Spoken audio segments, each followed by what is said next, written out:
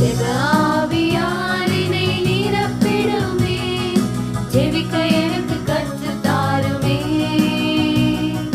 ஜெபிக்க எனக்கு கற்றுத் தாருமே. யூதித்து 8:6 இஸ்ரவேல் இனத்தாருக்குரிய திருநாள்கள் மகிழ்ச்சியின் நாள்கள் தவிர மற்ற நாள்களில் யூதித்து நோன்பிருந்து வந்தார்.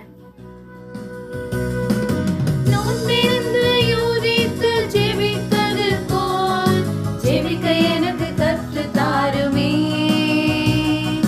ஜெபிக்க எனக்கு கற்றுத் தாருமே.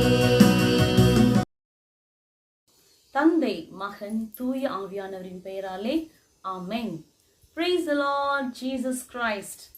ஓகே, நாம யூதித்துடைய ஜெபத்தை கண்டினியூ பண்ணலாமா? நேற்று தினத்தில் நாம் பார்க்கும்போது யூதித்து ஒரு நற்குணங்களை பார்க்கும்போது நாம் சொன்னோம், அவள் கடவுளுக்கு அஞ்சி நடந்தவர், அவரை குறித்து யாரும் அவரை தவறாக பேசவில்லை, மற்றும் அந்த அவரை நோன்பிருந்து ஜெபித்து வந்ததாலும் நோன்பிருந்து ஆண்டவருக்கு தெய்வ பயமுள்ளவளாய் இருந்ததனாலும் இந்த உலகத்தின் அதிகாரிகளும் கூட அவள் சொன்ன ஆலோசனைகளை கேட்டு வந்தார்கள், அதன்படி நடந்தார். இப்போ அந்த தொடர்ச்சியாக அந்த அதிகாரிகளின் வாயிலேயே யூதித்து எப்படிப்பட்ட பெண் என்பதை சொன்னதை நம்ம பார்க்கிறோம். யூதித்து இஸ்ராயலுடைய தலைவர்களையும் மூப்பர்களையும் ஒன்றாக அழைத்து அவங்க என்ன சொன்னாங்கன்னா, இருக்கிற பிரச்சனையை அப்படியே வெளிப்படுத்தி சொன்னாங்க. இதற்காக நீங்க போய் கடவுள்கிட்ட சோதிக்க போறீங்களா?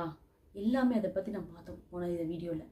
அடுத்தது யூதித்து அவர்களை எப்படி அழைக்கிறார் தெரியுமா? உடன் பிறப்புகளே, உடன் பிறப்புகளே. அப்படின்னா யூதித்து அனைவரையும், தன் நாட்டு மக்களையும் இஸ்ராயல் இனத்து அனைத்து மக்களையும் தன் உடன் பிறப்பாக அவள் உரிமை கொண்டாடினார். அந்த மனசுக்குள்ள இருந்ததுனாலதான் அவள் என்ன செஞ்சாங்க, நோன்பிருந்து எல்லாருக்காக ஜெபித்தார்கள்.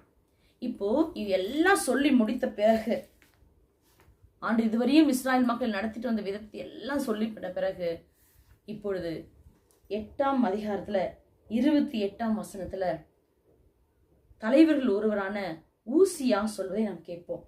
அவர் சொல்றாரு, யூதித்து, நீ சொன்னதெல்லாம் உண்மையே, உன் சொற்களை மறுத்து பேசுவார் யாரும் இல்லை. உனது ஞானம் முதன்முறையாக இன்று வெளிப்படவில்லை.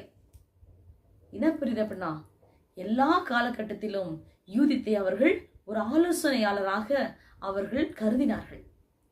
பல விஷயத்திற்காக யூதித்திடம் ஆலோசனை கேட்டு வந்தார்கள். அதே போல உன் இளமை முதலே நீ அறிவு கூர்மையை மக்கள் யாவரும் அறிவர், நீ நல்ல உள்ளம் கொண்ட பெண் அப்படின்னு சொல்லிட்டு அவர் சொல்றாரு, நீ இறை பற்றுள்ள பெண் ஆகையால் இப்போது நமக்காக இறைவனிடம் மன்றாடி ஆண்டவர் மழை பெய்ய செய்து நம் நீர் தேக்கங்களை நிரப்புவார், நாம் இனியும் தாகத்தால் சோர்வடைய மாட்டோம். பார்க்கலாம், இந்த தலைவர்களுக்கு யூதித் மேல் இருந்த ஒரு நம்பிக்கை. நீ இறை பற்று தெய்வ பயமுள்ள புள்ள, நீ கேட்டுனா கண்டிப்பா நடக்கும். ஏங்க நாமளும் பலரிடம் தேடி போறோம், எனக்காக ஜெபிங்க, எங்களுக்காக ஜெபிங்க. ஏன் நம் ஜெபத்தை ஆண்டவர் கேட்பதில்லையா? கேட்கிறார். ஆனாலும் ஒரு சிலரிடம் போய் நம்ம ஜெபிக்க கேட்கும்போது அந்த ஜெபம் என்னது, கேட்கப்படும் என்ற நம்பிக்கை. புனிதர்கள், அன்பு தேவத்தாய், பிறர் சொல்லுவாங்க, ஏன் மனிதர்கிட்ட ஜெபிக்க சொல்றீங்க, ஏன் புனிதர்கிட்ட ஜெபிக்க கேட்குறீங்க, ஏன் அன்னை மரியாள்கிட்ட ஜெபிக்க கேட்குறீங்க, நீங்களே டைரக்டா ஆண்டவர்கிட்ட பேசலாமேன்னு கேட்குறீங்க. ஓகே, சரிதான், நானும் உரிமையான மகள் தான், நான் கேட்டால் நிச்சயமா தருவார் தான். ஆனால் நமக்குள்ள ஒரு சின்ன நம்பிக்கை, நாம பிறரோ நம்ம சேர்ந்து இணைந்து ஜெபிக்கும் போது, அந்த இறைப்பட்டு தெய்வ பயமுள்ள மனிதர்கள் ஜெபிக்கும் போது நிச்சயமா நமக்காய் பரிந்து பேசி நமக்கு கிடைக்கும். இதே தான் மனநிலையில தான் இந்த தலைவர்கள் யூதித்தை அண்டி சென்றார்கள்.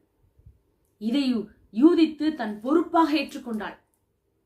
உண்மையா தன் பொறுப்பா ஏற்றுக்கொண்டதுனால அவள் பாருங்க, 9ஆம் அதிகாரத்துல நாம் படிக்கிறோம், யூதித்து முகம் குப்புற விழுந்து தலையில் சாம்பலை தூவிக்கொண்டு தாம் அணிந்திருந்த சாக்கு உடையை களைந்து எருசலேமின் கடவுள் இல்லத்தில் அன்றைய மாலை தூப வழிபாடு நடந்து கொண்டிருந்த நேரத்தில் ஆண்டவரை நோக்கி உரத்த குரலில் மன்றாடினார்.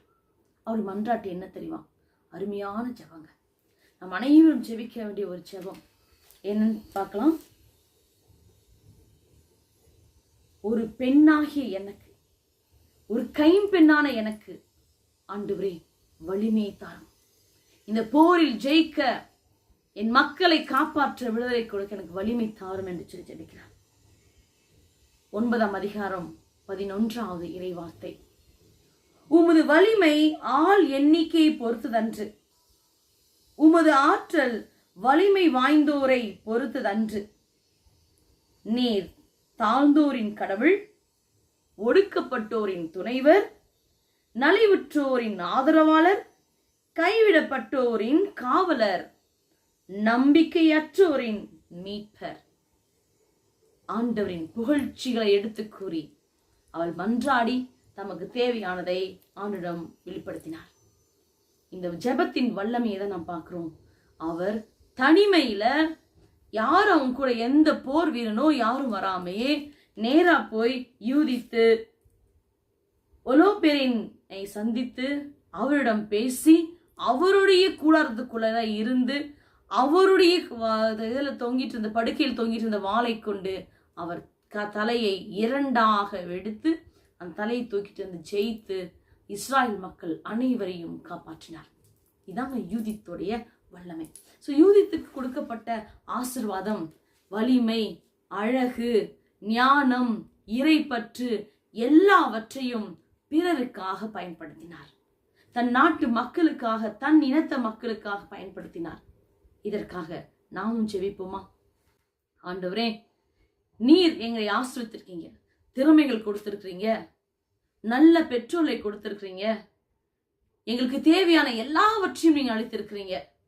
இவை எல்லாவற்றையும் ஆண்டவரே நாங்கள் பிறருக்காக பயன்படுத்தணும். பிறரை உன் பக்கத்தில் அழைத்து வர நாங்கள் பயன்படுத்தணும்.